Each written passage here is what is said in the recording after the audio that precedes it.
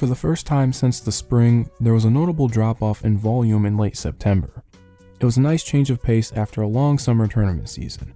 The thing is, even with the drop-off in quantity, there was still quite a bit of wrestling I enjoyed, and quite honestly, I won't be able to get to all of it in a timely manner. So if this is on the shorter side, that doesn't reflect my level of enjoyment by any means. That being said, a quick reminder that I haven't seen every single match to have taken place, and the ones I do choose to talk about are all based on my personal enjoyment and nothing else.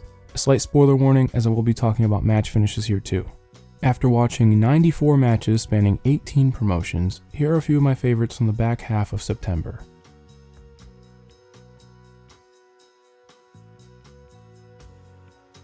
The Gate of Origin show was headlined by another defense of the Brave Gate by Dragongate, this time scoring off with a channel favorite in Jacky Kamei. A face versus face dynamic did pose the question of how this would go, and the result was one where both wrestlers opted to go strength for strength. I've praised Kamei's ability as an underdog plenty of times in 2024 alone, but here he's in the role as the aggressor in the early goings. He is by no means working heel, but dictates a great deal of this part of the match, besting Dia on the ground and giving him little space to recover. With the absence of a heel in the match, it's a matter of Kamei pushing the champion and seeing how Dia can respond. Dia doesn't have much to work with until he gets an opening to employ his aerial offense, though when he does get things to even footing, the match has very little downtime. With that call and response, Dia's retorts are particularly nasty at times. His intensity is drawn out in the striking exchanges, and in one instance, drives Jacky headfirst into the corner from a pendulum hold. I wish they played at this dynamic more throughout, as I thought these were the highlights of the match. While the rest doesn't necessarily deviate from standard Brave Gate fare, these two can do it well enough that I won't complain too much. I do feel to an extent that they didn't go far enough with some of the ideas laid out early, but if you enjoy the house style, I think there's a lot to like here. While it may lack the focus of the Junta defense, I still had a lot of fun with this. It's been a while since a Brave Gate match main evented a show, and I think Kamei was able to show his versatility through the work itself, as well as his role placed upon him as the challenger. Dragon Dia is 2 for 2 in this title run in my opinion, and I'll be sure to make his further defenses appointment viewing.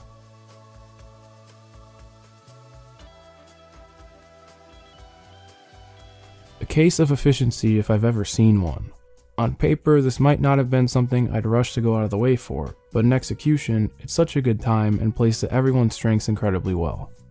With this being a bunkhouse brawl, they waste no time to thrust you into the chaos. Dustin draws blood from Mike Bennett within minutes, and Sammy Guevara is able to thrive within the car crash elements of the match right away. I'm not exactly fond of Guevara's work, but I think by distilling the bumping and high flying into this environment, you avoid a lot of the pitfalls he'd be susceptible to in a normal match. On the flip side, the Kingdom play their role to a T, committed to take the gnarliest bumps and eat shit in glorious fashion, not to mention that bleeding a ton helps too.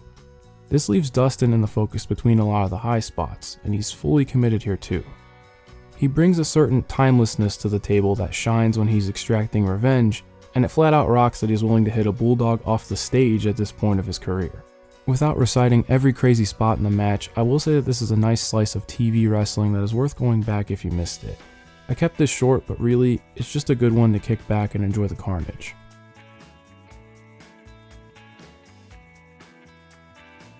The matchup I had my eyes on since the Dream Star blocks were announced. It's frustrating that the last few years of Nanae Takahashi's career are so underappreciated by Western Joshi fans, because this is exactly the type of match that she can excel at.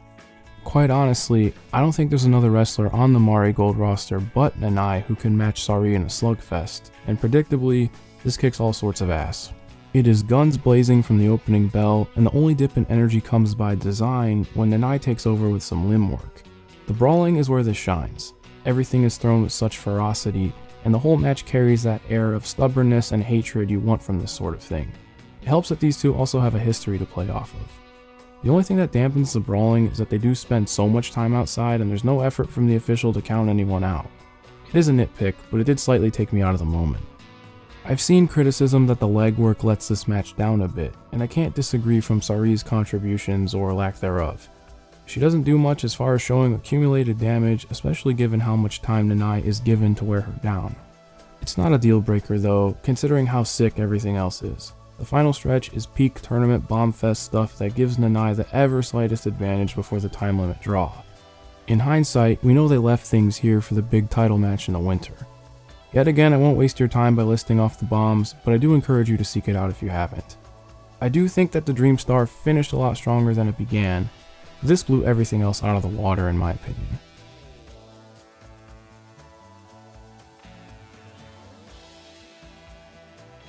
It is important to make note that on September 25th, Bryan Danielson and Nigel McGuinness put a bookend on their legendary feud. There isn't much I can say about the match that hasn't already been said, but I'm very glad they got to have this as Bryan reaches the end of his run. A match that I don't think has been talked about enough was the match to determine Bryan's opponent for Wrestle Dream, as Darby Allin put his title shot on the line against the turncoat Jon Moxley. This was for all intents and purposes the in-ring debut of Death Rider's Jon Moxley, and I can't think of a stronger opening statement than this. Obviously there's the primal urge to see Darby Allin die a horrible death, but they're able to take that particular match structure and use it for this canonical establishment of the company's top heel. Now in February, we know that AEW completely failed this angle, but if you can place yourself back to this night, it's an impressive thing. It isn't just Darby crashing and burning in spectacular fashion. There's some nice ingenuity early on as well. Moxley uses the ropes as a point of contact quite a bit, first to work on the jaw and then the legs. I think this is an underrated use of the environment as it looks incredibly painful and you just don't see it all the time. Additionally, there's a spot where Darby traps Moxley's arm inside the ring post, a very clever answer as he's staring down the barrel. Darby being at such a horrible disadvantage so early makes all of his risky offense feel so desperate, and when he comes up short, Mox makes him pay for it. Take for example the failed dive onto the exposed floor. Just when you think it can't get any worse, Mox hits an X-Plex onto the ring steps.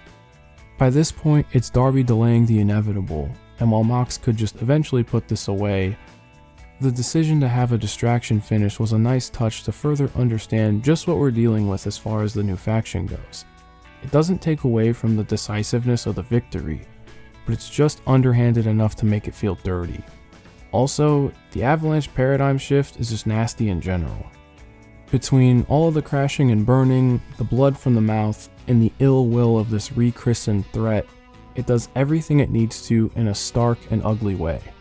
The post-match angle also rules, and as much as I'd like to lament how far we've strayed, it's best I wait till we get to the Moxley-Danielson match itself. In a vacuum, this match is nuts, and I feel like it slipped through the cracks for many by the time year-end material was rolled out.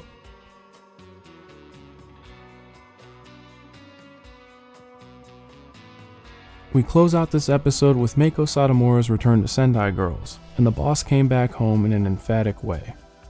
It's another case in Manami's development to be in this spot alongside Meiko, against a pairing she's more than familiar with in Team 200 kg. Meiko's students start things off with some nice work on the ground as Hashimoto forces Manami to work around her. It's a brief but strong segment, but we're all here for the looming showdown between Meiko and Hash. Lo and behold, it's really great. The way Meiko grabs a headlock mirrors the opening of the match, almost as if she's here to show Hash how it's done. It's wrestled in a way that feels like every inch is earned, and by the time they start slugging it out, it's fought tooth and nail. This is exactly what I wanted out of these interactions, and it just left me wanting more. Hash does a good job of providing a through line when they do cycle out, taking a run at her teacher when Yu and Manami are the legal pairing.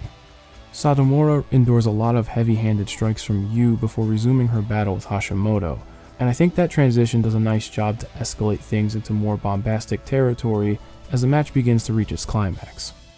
Eventually we find them teeing off, but the tone remains consistent from the more measured exchanges earlier. It feels like a natural progression of these two scratching and clawing to see this through, and it's really awesome stuff. In the end, Team 200 kg size and strength is too much for Manami to overcome, as Meiko is taken out of the equation. I do feel like putting the focus back on Hash specifically felt like the right move. Obviously, a lot of this leans on the significance of Meiko's homecoming, but I once again left this thinking of how complete of a wrestler Chihiro Hashimoto truly is. Meiko can absolutely still go, and I'm looking forward to soaking in this final run, now properly underway.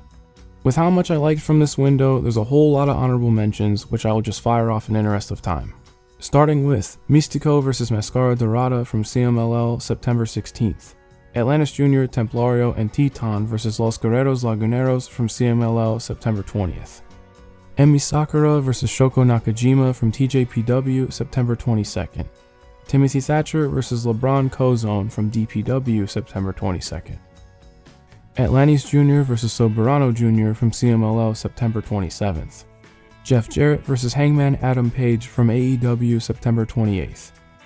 Jun Akiyama and Keigo Nakamura vs Shinya Aoki and Harashima from DDT September 29th. And finally, Yoshinobu Kanemaru vs Doki from New Japan Pro Wrestling September 29th. And that is it from me. If you got this far in the video, thank you so much for hearing what I had to say. February 1st marked 2 years of matches worth watching, so again, if you spent any time at all with this channel, it means a great deal to me.